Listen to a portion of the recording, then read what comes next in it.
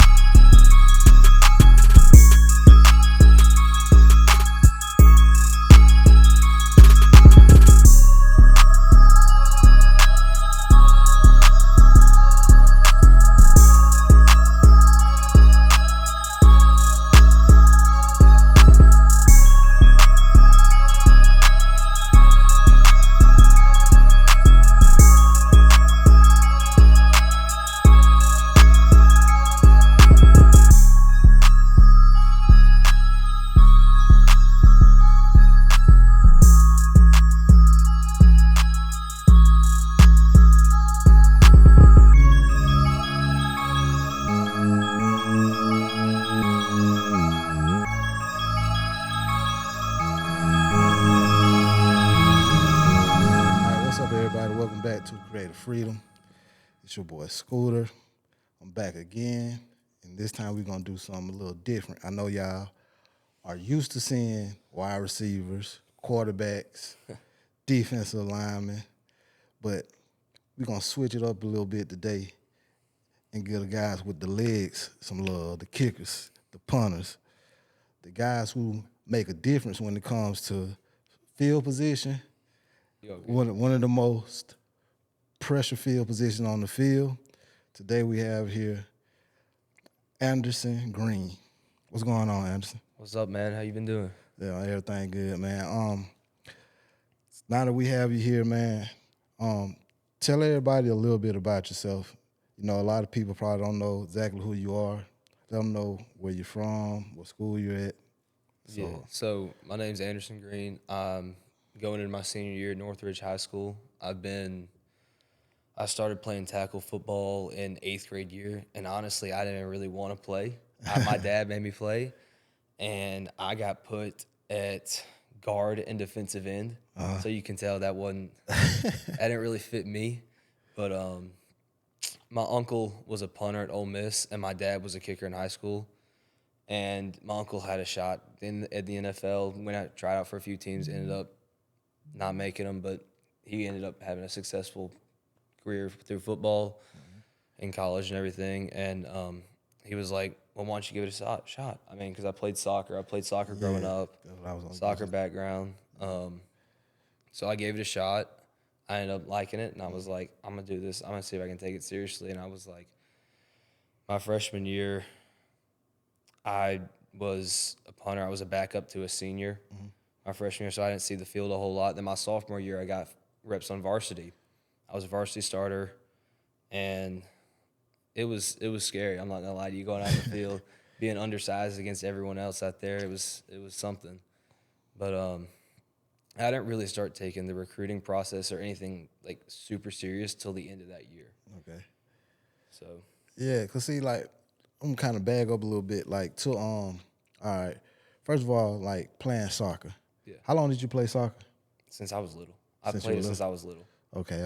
Always so played. do you feel like some of the things that you learned playing soccer kind of prepared you for at least to get you rolling when it comes to playing to being a punter? Yeah, I mean, when it comes down to having like a ball at your feet and just being able to handle, like have more foot-eye coordination, it definitely helps a lot. Yeah, and then like, man, I know it seems like that I kind of talk about this every episode now, but it's like when I ran track, I noticed that like a lot of the soccer guys worked out during track season, so I guess their season kind of overlapped with each other.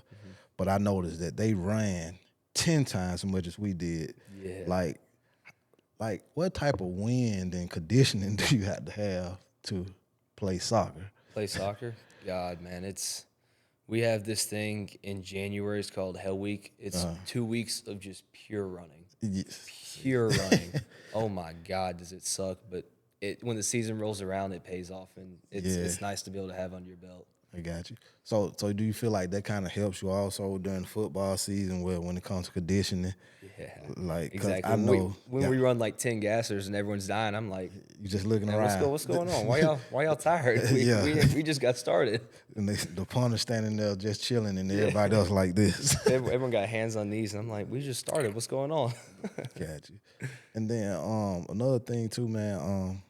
What I wanted to ask you about is like a lot of people see quarterbacks and see like say, oh man, that's got to be one of the harder positions to play, which it is hard because you have to know a lot, and you have to know everybody's position on the field.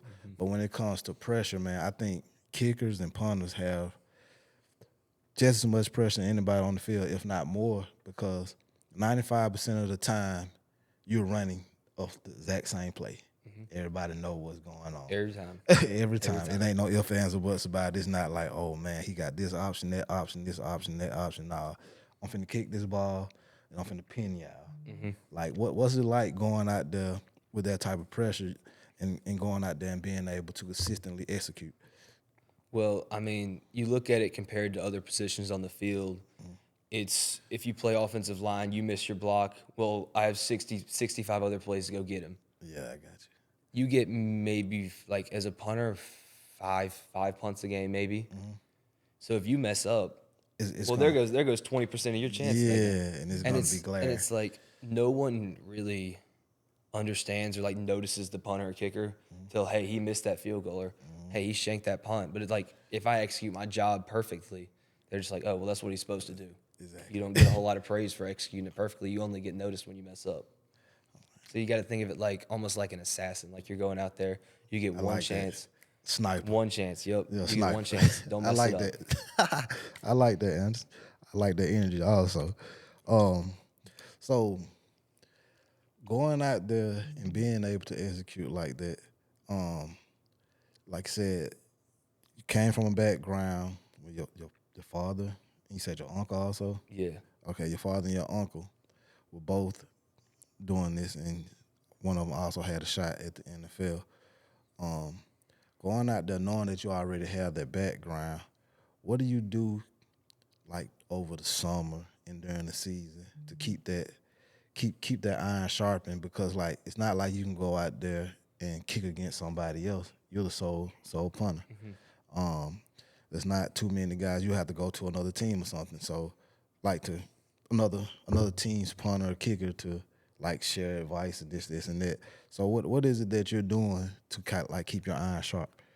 Well, I mean, I'm in the weight room with the guys all the time. I'm running with the guys all the time. But when I'm by myself working on my own craft, I mean, it's always just you against you. I mean, you just try to one up yourself every time is all you got to do. And I think what really helps me, because I've been to quite a few camps this summer, competing against some of the best kickers and punters in the country. And it's always nice to just kind of like, you take your 3 months, you work against yourself, you get better every day, and you go to this camp and let's compete and see where we are against everyone else. And you just got to get better there. It's always about just getting better every day. I got you. All right, and then now you mentioned going to the camps. When you go to those camps, and like I said, you're trying to get better every day. How did like your recruitment change once you started hitting those camps and consistently doing your job once you got there? Well, camps have been nice. I mean, the first true camp I went to was December 2022. It was a ranking camp because the way kickers and punters are ranked are completely different from quarterbacks, offensive linemen, running backs. It's like they're on 24/7. They're on 3. We have something called Cole's kicking and Chris I Saylor seen that. kicking. Yeah, I go to Cole's. After that first camp, I got ranked 4.5 stars. So you kind of just work through there. And then by the time I came back, I got invited to Cole's underclassmen in January, which is the 30 best kickers, the 30 best punters, and the 30 best snappers in the nation. All go down to Orlando and compete down there in January. And after that, I earned my 5th star down there. And so once you kind of hit that 5th star, coaches are like, all right, let's check the list of Coles. Let's check the 5 stars. And what Coles will also do is they'll blast your name out, and they'll be like, what does this school need? Okay, well, here's a guy that fits your needs. We'll send you his name. And sometimes the schools will contact you, but most of the time it's you kind of reaching out to the schools, and Coles will kind of help you do that. I wasn't a kicker. I have no idea how to kick, and I probably would suck if I tried. So, like, what I was wondering though is like, okay, when it comes to being a punter, it's like one of the most singled out positions, period. And then, like you said, y'all get recruited differently.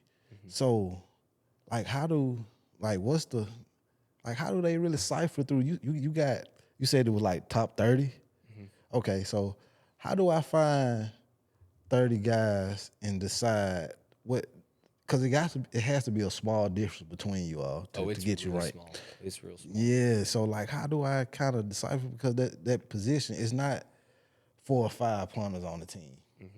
So like, what do you do to stand out as a punter? Camps and stuff? Yeah.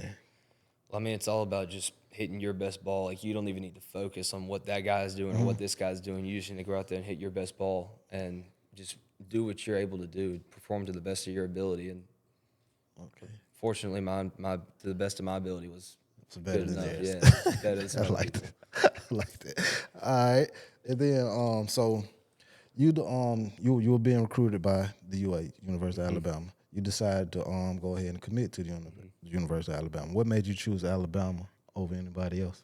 Well, it was something special for me. It's like growing up, I grew up watching Alabama all the time. That's all I ever watched. I was Alabama diehard, and just it's been like a dream of mine since I was 3 years old to go play for Alabama. And I always thought it was like, growing up, I was like, man, that would be so cool if I could just get a shot at that.